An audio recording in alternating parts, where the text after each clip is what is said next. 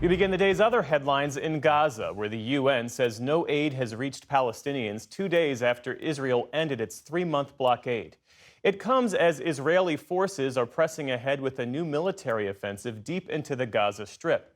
Palestinian health officials say a barrage of air assaults overnight into today killed at least 85 people, including women and children. Israel says the strikes targeted Hamas command centers. International allies, including British Prime Minister Keir Starmer, are growing increasingly critical over Israel's actions. And I want to put on record today that we're horrified by the escalation from Israel. The recent announcement that Israel will allow a basic quantity of food into Gaza, a basic quantity, is totally and utterly inadequate. The British government today suspended free trade talks with Israel and hit settlers in the West Bank with new sanctions. France and Canada have also voiced concerns about what they called Israel's egregious actions in Gaza and have threatened to take action as well. Instability in the Middle East was just one of the topics Secretary of State Marco Rubio tackled today in a pair of hearings on Capitol Hill. In his first testimony before his former Senate colleagues, Rubio defended the Trump administration's policies on Ukraine, foreign aid, and refugee admissions.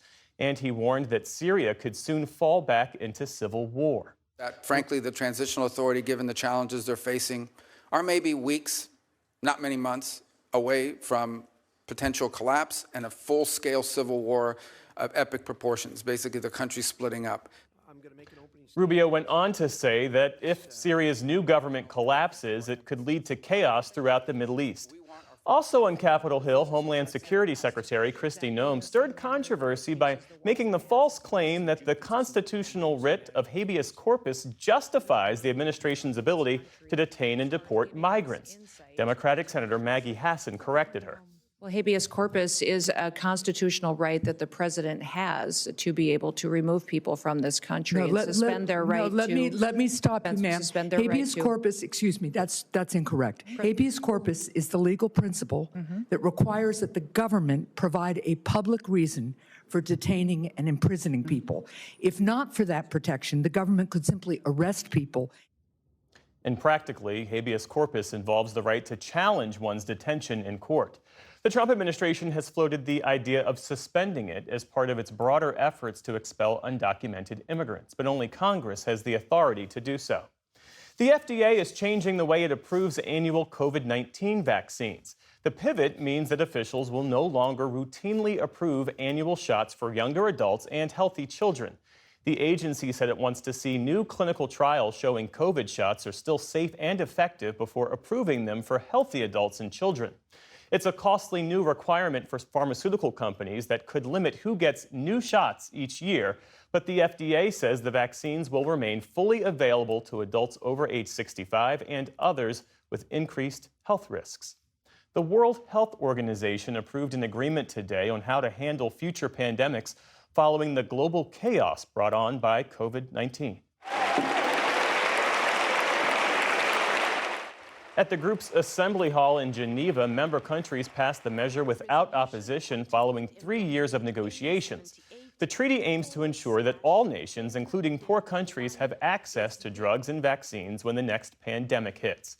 The WHO's Director General called it a victory for public health, but the U.S. is not involved in the pact after the Trump administration announced in January that it's withdrawing from the agency. In New Orleans, police have arrested a maintenance worker at the jail where last week 10 inmates pulled off a daring escape. Sterling Williams admitted to shutting off the cell's water, saying an inmate had threatened to stab him if he didn't. That allowed the inmates to move a toilet and squeeze through a hole behind it. They left behind the words, "Too easy," LOL, in graffiti. You see the spelling mistake there.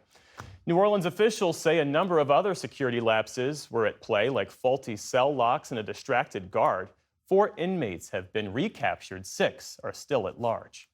On Wall Street today, stocks gave up a bit of ground following recent gains. The Dow Jones Industrial Average gave back more than 100 points on the day. The Nasdaq slipped about 70 points. The S&P 500 also ended lower, ending a 6-session winning streak.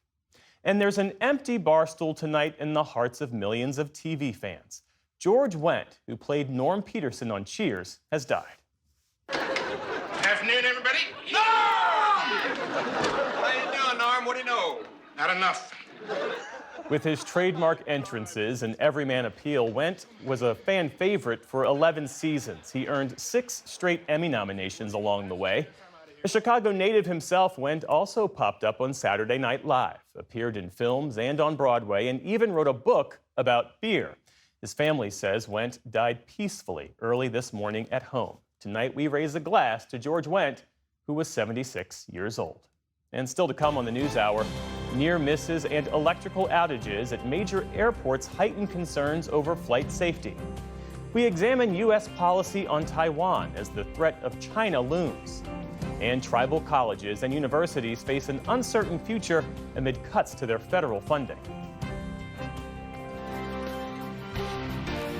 This is the PBS NewsHour from the David M. Rubenstein Studio at WETA in Washington, and in the West from the Walter Cronkite School of Journalism at Arizona State University.